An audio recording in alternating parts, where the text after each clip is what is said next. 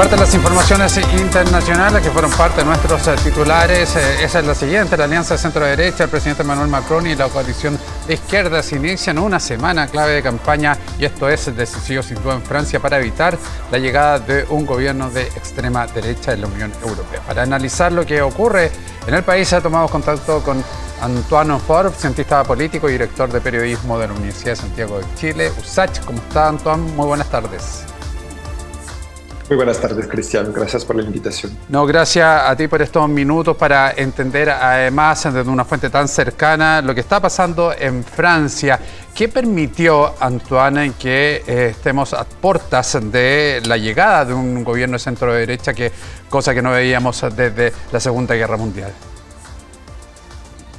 Es un proceso a largo plazo, digamos, o a mediano plazo por lo menos, que tiene varios momentos y etapas que pueden explicar un poco la situación actual.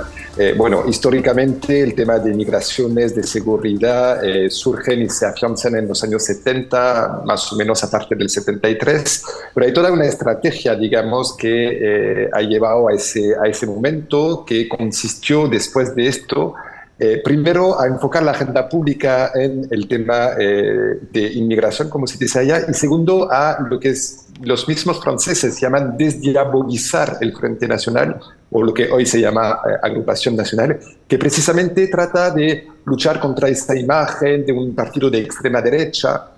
De hecho, hubo, por ejemplo, intentos de juicio de parte de Jean-Marie Le Pen, el padre, y Marine Le Pen, su hija, para atacar a periodistas y medios que hablaban o que asimilaban el Frente Nacional a la extrema derecha, y también toda una estrategia para alejarse de temas más antisemitas, de temas más de extrema derecha dura, digamos, de discriminaciones, y tomar una imagen más bien de un partido que nunca accedió al poder y que por lo mismo se planteaba como una alternativa creíble. Ahora, Antoine, de llegar ya este partido al poder después de esta segunda vuelta el próximo domingo, en términos de la administración del país, ¿cómo queda? Porque es una figura que nosotros aquí en Chile no estamos acostumbrados a ver. ¿Qué es lo que pasa si finalmente hay un triunfo de esta coalición, de este partido? Bueno, es un partido que tiene una fuerte raíz estatista, podríamos decir. Ya no es una ultraderecha que sea neoliberal en ese sentido, sino más bien que busca regular de manera más fuerte. Eso es lo primero. Sobre la base de un programa que en específico trataría, según ellos, de recuperar el poder de compra de la población en general, de aumentar sueldos, y más que todo esto lo haría sobre la base de lo que durante muchos años se llamó la preferencia nacional o a franceses, y hoy día ellos conceptualizan como la prioridad nacional, que, por ejemplo, privilegiaría la posibilidad de tener acceso a empleos, a alojamientos sociales, a permisos de construcción o a otras actividades sobre la base de que uno tiene la nacionalidad francesa o no.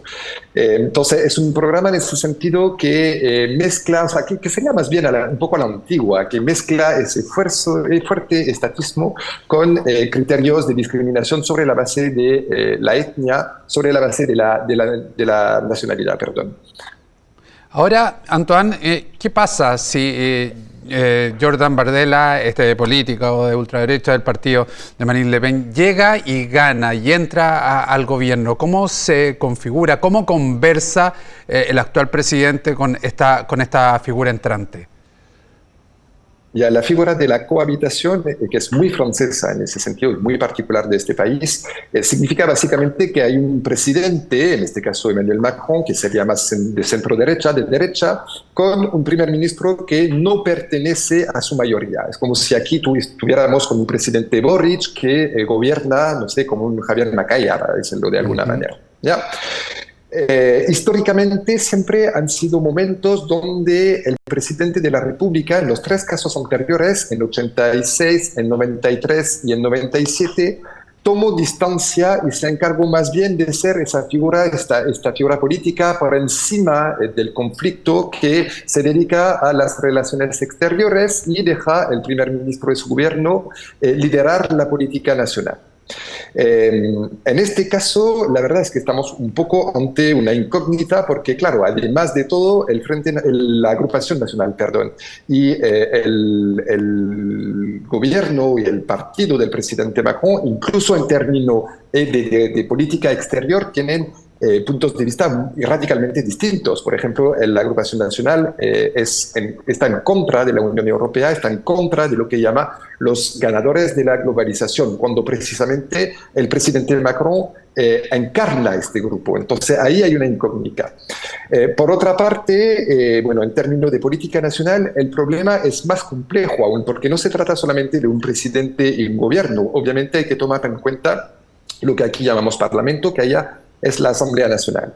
Y sea cual sea el resultado, es muy poco probable que la agrupación nacional tenga una mayoría absoluta que le permita legislar y tener el apoyo de la Asamblea Nacional. Entonces ahí también vamos avanzando en una política que será una política de compromisos, de acuerdos, una política de negociación a nivel de la Asamblea Nacional, lo que obviamente agrega incertidumbre al escenario que te estoy contando. Tú hablas de la Unión Europea. ¿Existe riesgo de que Francia, ante estos cuestionamientos que hay en torno a esta agrupación de países, abandone la Unión Europea? Es una incógnita también. A corto plazo yo no creo, pero a mediano plazo siempre puede ser. El problema también es que hay un imaginario que es común, digamos, al mundo occidental, que deja entender que la democracia sería inmune a los partidos de extrema derecha porque finalmente lograría normalizarlos.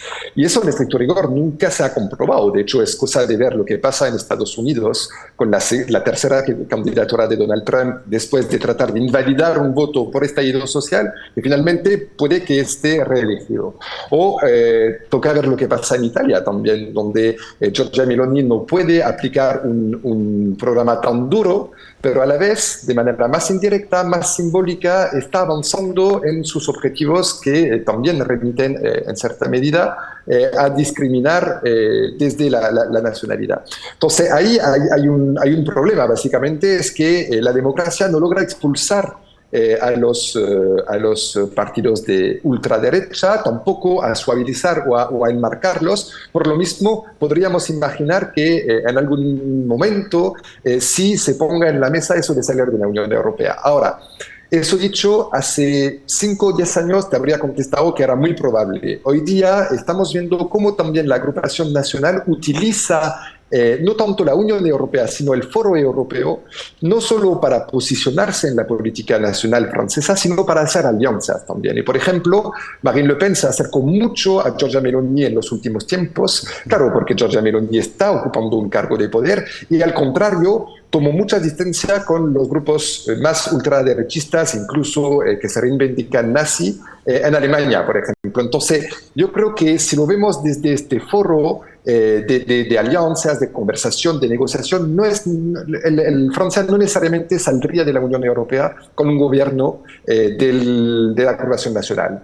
Pero también hay que asumir que un gobierno no es tener la presidencia, y si este gobierno permite a la agrupación nacional avanzar hacia la presidencia, obviamente el escenario sería distinto en 2027. Vemos ya a Italia, tú lo mencionas, vemos a Francia también, hay un movimiento que entra a expandirse.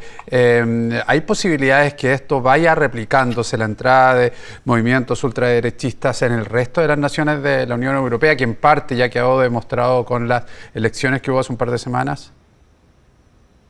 Claro, pues, o sea, yo creo que incluso antes de Italia, de Francia, podríamos referirnos, bueno, primero quizás al régimen de Viktor Orbán en Hungría, al gobierno polaco, incluso a lo que se llamó Brexit en algún momento, bueno, la salida de Gran Bretaña, o mejor dicho, del Reino Unido de Unión Europea, tiene que ver con un trabajo de derecha y de extrema derecha, sin hablar de Vox en España, obviamente del fenómeno de Donald Trump y de los republicanos ultra en Estados Unidos, y bueno, en América Latina, que es del fenómeno de Milei u otros.